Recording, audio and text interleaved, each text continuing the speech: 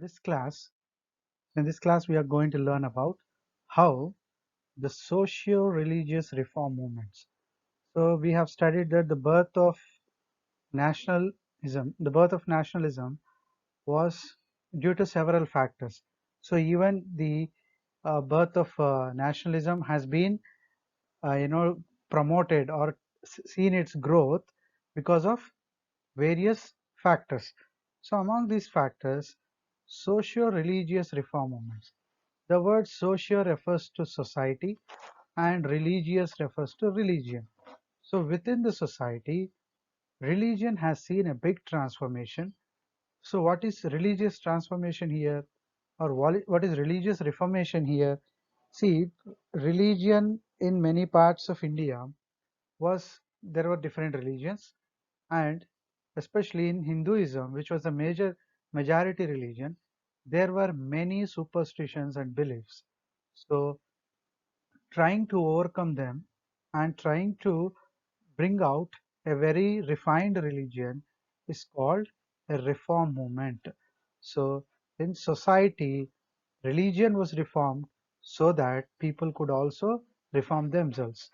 The socio-religious reform movements of 19th century. Okay. So before understanding this definition, if you see, social reformment is a type of social movement which aim is betterment and development of society. So in simple, what is social religious reform movement? It is a movement. It is an action taken place by under the leadership of a group of people that helps in the betterment and development of society. So such reform movements have seen in 19th century. So with great pioneers of Indian nationalism. So the pioneers, that means they are the beginners. Some beginners or some good, some Indian leaders who were said to be pioneers. That means they were the beginners in creation of Indian nationalism and the impact of Western education, which led to a rational, humanitarian, scientific approach to life, made educated Indians realize the need to reform their role and society. So that is, see, majorly, who are the pioneer leaders in nationalism? Who are the pioneers of Indian nationalism? That means who took this initiative of reforming the society, especially the Western education or the educated Indians, you can call. So, due to the westernized education taken up by certain Indians, their Western education helped them to think rationally, that is, which is right or wrong, humanitarian, that means understanding the human angle, and scientific approach to life. So these educated Indians started thinking rationally through the angle of humanitarian and scientific thinking. All this made the educated Indians to realize the need to reform their role and society. So once they got understand of they underst I mean once they started understanding the scientific way of living or rational way of thinking or humanitarian way of looking the things, then they thought, yes, definitely society has to be, their role for society is different, and they also need to reform their society. They felt, oh, the educated Indians, that the path to progress lay in the acceptance of the best of the East and West. So what do you mean by this? So the educated Indians, they thought that the eastern part and the western part of the world, mostly the western part is these Europeans like Britishers and all, and the eastern part, mostly like Indians. They thought if we can take the best practices of eastern world and western world, the result would be a birth of socio-religious reform movements touching almost every segment of Indian society. So according to socio-religious reform movements, so what these educated Indians thought was, if the Westerners, that means the foreigners who entered India, and the Eastern people, that is the Indians, if they could, if Indians could accept the best practices of Eastern world and Western world, then reform movements can take place very easily. So the modern scientific thinking from West they can accept, and from East they can still protect their culture. So simultaneously, both cultures can give them a reform movement. So that is touching almost every segment of Indian society. So these movements can be helpful to reform all the sections of Indians in society. You take every section, so all these sections can be reformed. So in the social sphere, these movements worked for the abolition of caste system, child marriages, dowry system, parda system, sati, and infanticide. So you all might be aware of these kind of you know evils or superstitions. Caste system, upper caste and lower caste differences, child marriages. So at a very young age, children were made marriages, and especially girl children were married to a very old age person for the purpose of money and all. Dowry system, so which was a huge problem, like uh, paying money for getting a bride. So parda system, which was like ladies were supposed to follow this kind of parda system. They should cover the face with the clothes. They should not make the face open to everyone. Sati, which is like making a woman also die alive. So a woman is burnt alive if her husband dies. So this and infanticide. So those days, killing of girl children at a so the families used to feel that girl children were burdened and they used to kill them. So these were all the evils that were happening in society. So this launched a crusade against social and legal inequalities. So once these educated Indians understood the scientific and humanitarian and rational things through the Western education, they launched a crusade. That means a war, holy war, you can call. So they launched a crusade against social and legal inequalities that were in society. In the religious sphere, the reform movements combated religious superstitions. So these people, educated Indians, they started a combat. They started fighting against these evil practices. They started convincing people. They started taking the issues to British. Many such things they have did. They have targeted religious superstitions. So in the name of religion, many superstitions were there. That is blind beliefs. So they attacked idolatry. So few said that worshipping idol is a form of superstition. So God has no form, God has no these things. So this kind of approach was brought. Polytheism, so worship of many gods, and hereditary priesthood. So those days, as this priestly class was dominating all the other caste, and they never allowed this priestlyhood to be taken up by any other caste people. These educated Indians attacked the hereditaryship of priestlyhood. That means if father is a priest, then son also, only son gets this priestlyhood. No other caste has qualification or eligibility to take up this.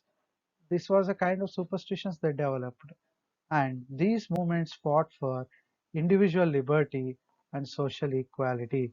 So the social reform movements, they fought against idolatry, polytheism, hereditary priestlyhood, and for what? For social equality and individual liberty. That means freedom.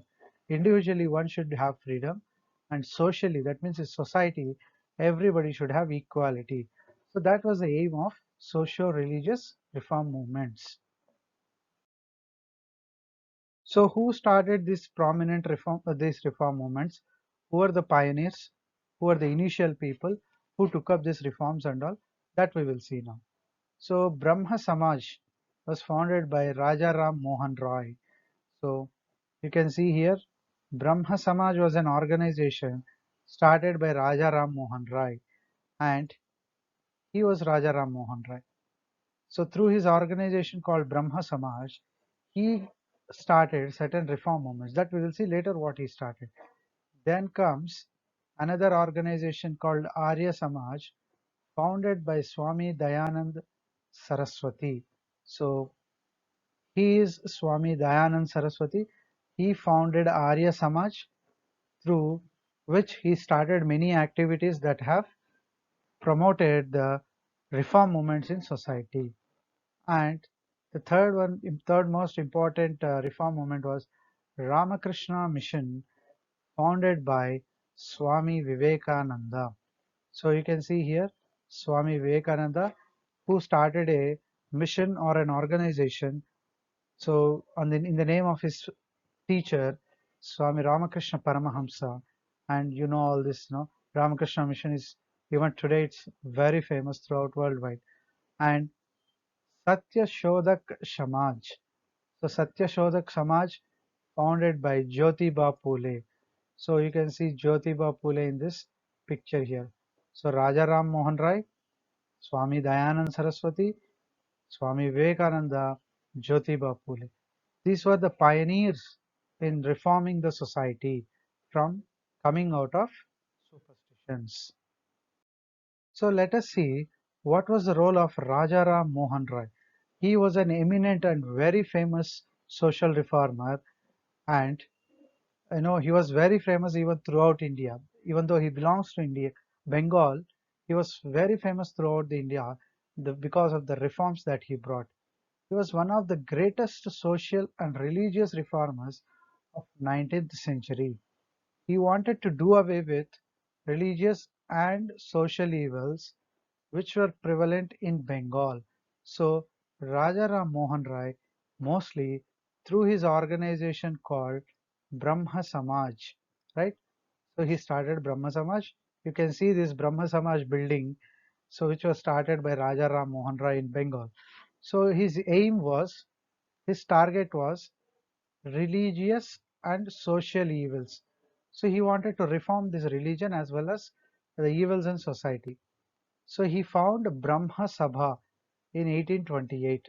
Initially, the organization founded by Rajaram Mohan Rai was called Brahma Sabha. Later, it was renamed as Brahma Samaj. Okay, so Rajaram Mohan Rai started Brahma Sabha in the beginning. Later, this organization was renamed as Brahma Samaj. So you can see the Brahma Samaj building here, which was there in Bengal. And the Brahma Samaj believed in, we will see what are the kind of things that through Brahma Samaj, what was their practices, how they reformed society. They believed in monotheism or worship of one God. So that is monotheism is those days Hinduism was completely with polytheistic nature. That means there were thousands of gods. So Brahma Samaj said those are all like gods created by priestly class. So no need to worship so many gods. Worship one God which is formless. So monotheism is worship of one God. And he condemned idol worship. That means he disobeyed or disagreed people worshipping an idol or a statue. Instead, he said the God is having no form. So the soul itself is a God. So worship through your soul. So this kind of practices were brought by Brahma Samaj. Anybody who joins Brahma Samaj, they attend several meetings that happen in this building. They try to practice this kind of monotheism, no, not to worship idols, and emphasis on prayer, meditation. So I told you that mostly Brahma Samaj focused on through soul, through meditation, they have to reach the God. There is no such form for God and all. So they laid emphasis on prayer, meditation, charity. Charity means donating to people if you really have something to give, and morality and strengthening the bonds of unity between men of all religions and creeds.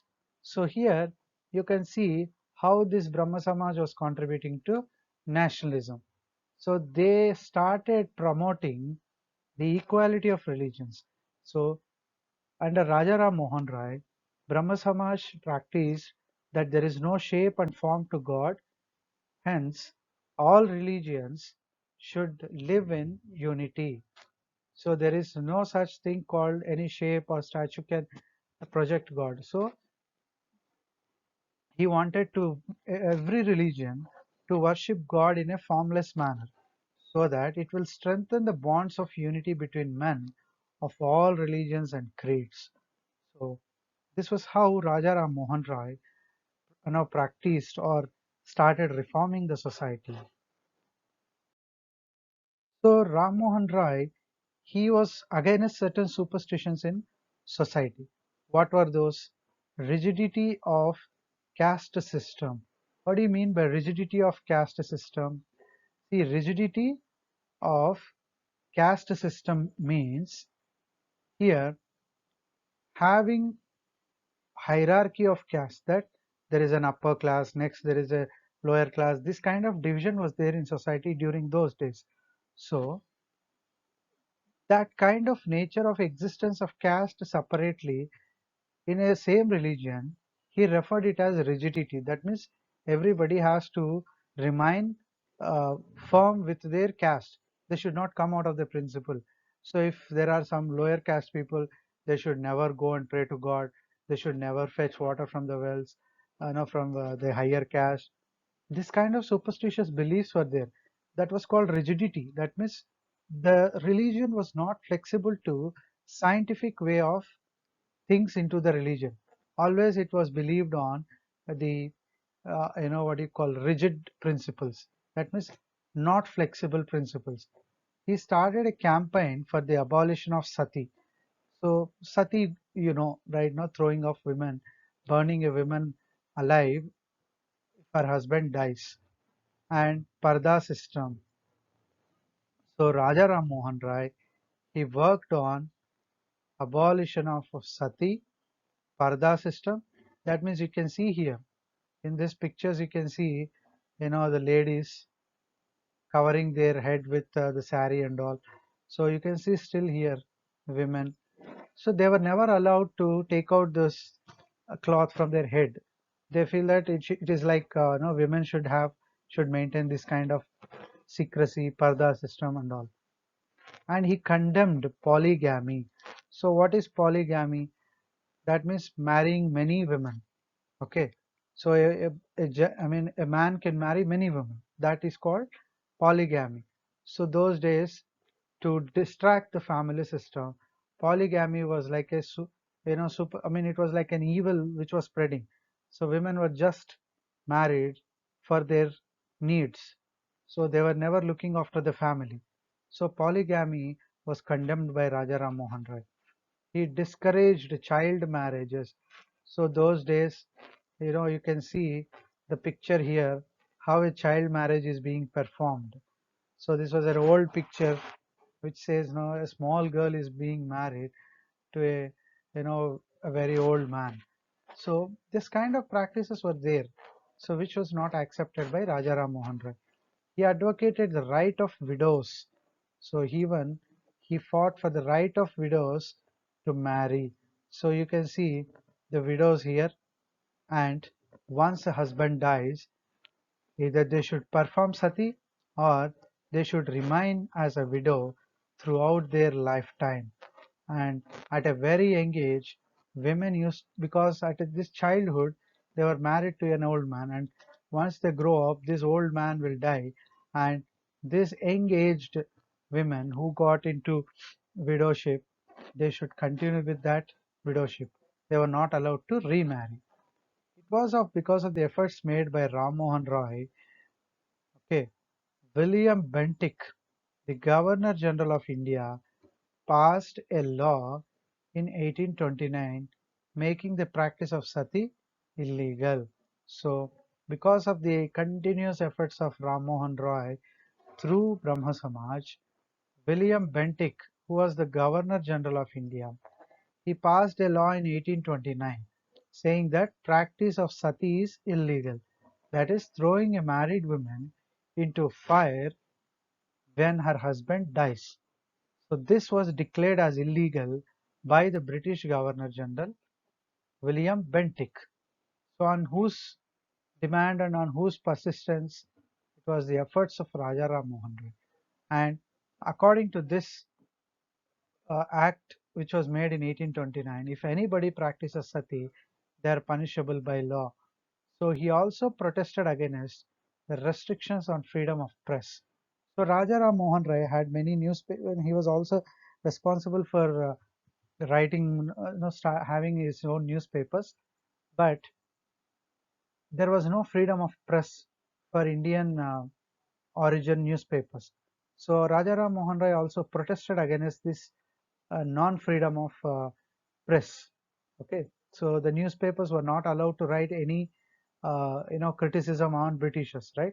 So this all, and they used to restrict the freedom of press. So they have Rajaram Mohan Rai felt that there should be freedom of press. They cannot restrict the freedom of press just for their covering up their illegal things.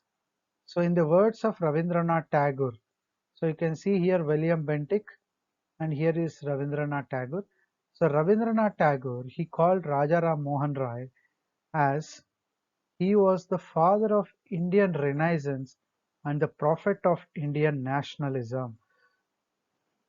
So Rabindranath Tagore gave him a great compliment. He said that he was the father of Indian Renaissance. Renaissance means rebirth.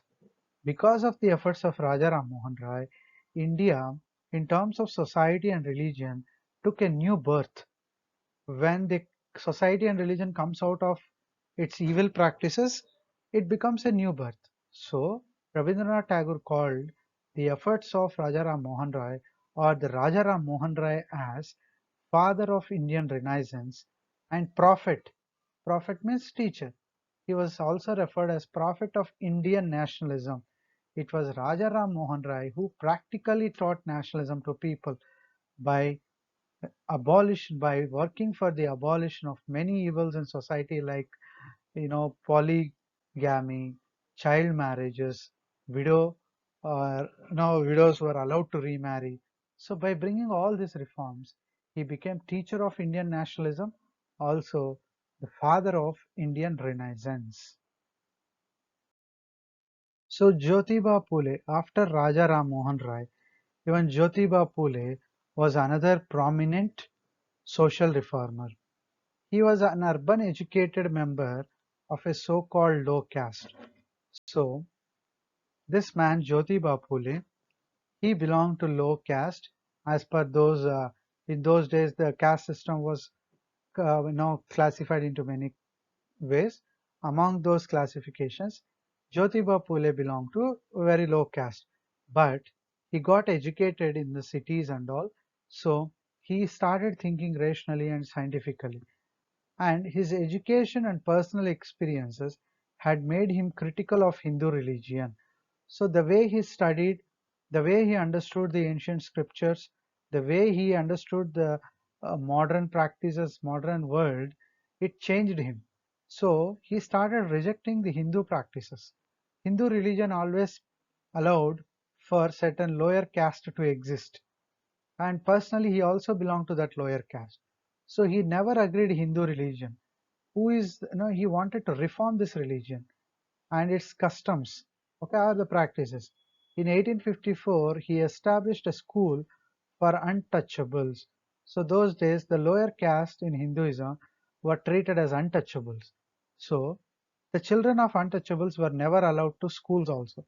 But what Jyotiba Phule did, he started a school for untouchables and started a private orphanage for the widows. So widows were like slaves almost. They were never allowed to remarry, confined to only the kitchen, never allowed to come out. Even if widows come out and they were treated as inauspicious. So Jyotiba Phule have seen all this kind of stupid practices in Hindu religion, and he started Untouchables a school, a private orphanage for the widows where they can get education and all. And he wanted to liberate the depressed classes. What do you mean by depressed classes? Because of this classification of caste in Hinduism, certain caste suffered a lot. They got a tag called lower caste and they were never treated equally and they suffered a lot under the higher caste. So those castes are called depressed class. So he wanted to liberate this lower caste and make them aware of their rights by educating them. So Jyotiba Phule thought by giving them education, only the lower caste can come out of this uh, their inferiority complex that they belong to lower caste, they cannot compete with others and all. Only if they have education, they can come out of this superstition and they can fight against the higher caste. He founded Satya Shojak Samaj. Okay, so Jyotiba Phule, Jyotiba Phule founded Satya Shodak Samaj. The word itself says that truth finding society. So this was a building where Jyotiba Phule used to conduct meetings and create awareness among the lower caste people, saying that find out truth not just by following whatever has been said by your upper caste. Instead, you find yourself what is exactly the caste system and other things. So in 1873, with the aim of securing social justice. So what do you mean by social justice? Making the lower caste also to rise to the level of equality to the other caste. He felt that they are not lower caste, all are equal. So he wanted the lower caste to fight for the justice of social, that they are all equal in society, which is called social justice. He pioneered the widow remarriage movement in Maharashtra and worked for the education of women. So one thing Satya Shodak Samaj and Jyotiba Phule did was major contribution was done through by in the area of caste system, and the other, so one area that he did a tremendous work was caste system, and the other area where Jyotiba Phule did a tremendous work or efforts was widow remarriages and girl education. So he he demanded girls education those days and he worked for it. So at the end, let us see how these socio-religious reform movements contributed to the onset of Indian nationalism. So let us see. So we have studied what these reform movements have done. Now let us see how they contributed to nationalism. Swami Dayananda Saraswati and Swami Vivekananda, they proclaimed the superiority of Indian culture and civilization. So, Swami Dayananda Saraswati, who was the founder of Arya Samaj, and Swami Vivekananda, founder of Ramakrishna Mission, through their organization, they promoted the superiority of Indian culture. So they said, don't always think that the Britishers are superior or they are superior race and all. Never feel that kind of things. He said, Indian culture in many aspects is superior than any other culture in the world. And our civilization is very advanced. So never try to confine that we as Indians are inferior. Always think that our culture is great and our civilization is very, what you call, very rich. So this was propagated. And the reformers condemned untouchability and caste system. So this naturally happened. Untouchability and caste system was abolished, right? We have seen how Jyotiba Phule worked against caste system. We have seen how untouchability was how untouchability was also dealt by Jyotiba Phule. And instead of they condemned this untouchability and caste system so that all castes can remain together. If all castes can remain together, they can be like brotherhood. They can have the brotherhoodness among them, and equality attracted the so-called lower caste. So once they reformed the society, when all castes felt that they are equal, then brotherhood and equality attracted the so-called lower caste into Indian national movement. So by condemning untouchability and abolition of caste system, trying to abolish caste system, promoted brotherhood among various castes, and lower caste also felt that they are no more inferior to anybody, so they started understanding and involving in the national movement. The reformers taught people to ignore the importance of, not to ignore the importance of women. So they gave importance to women.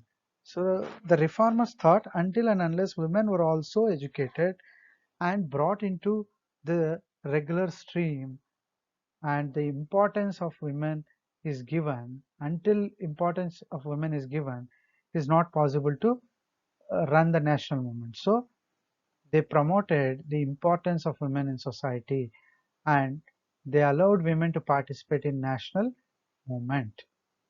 So these reformers protested British domination in India. Swami Dayanand Saraswati was the first to use the word Swaraj.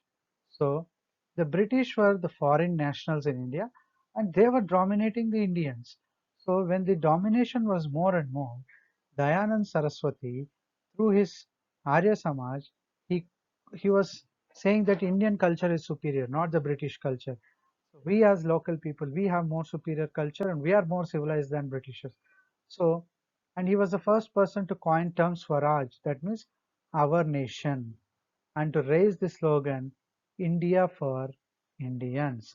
For the very first time, this man, Swami Dayanand Saraswati, he coined the term Swaraj. So, and to raise the slogan India is for Indians, not for Britishers. And the reform movements drew the inspiration from India's cultural heritage and promoted a feeling of pan-Indianism and spirit of nationalism.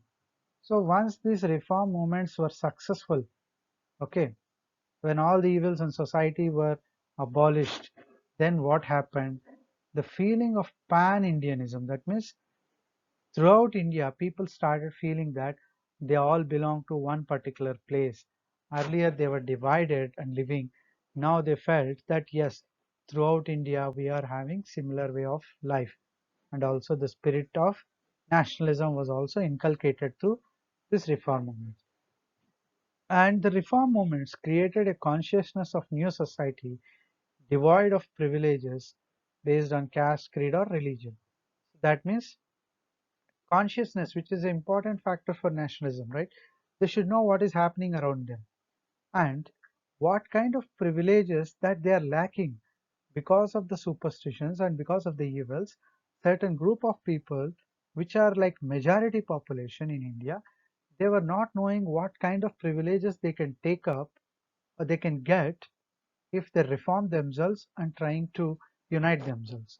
So they made them understand so that they can get that privileges. So if they don't have caste or particular religious differences and all, how efficient they can live and how efficient they can be in society, develop in society, that was made known to these people through these reform movements. So this is about reform movements and their contribution to nationalism.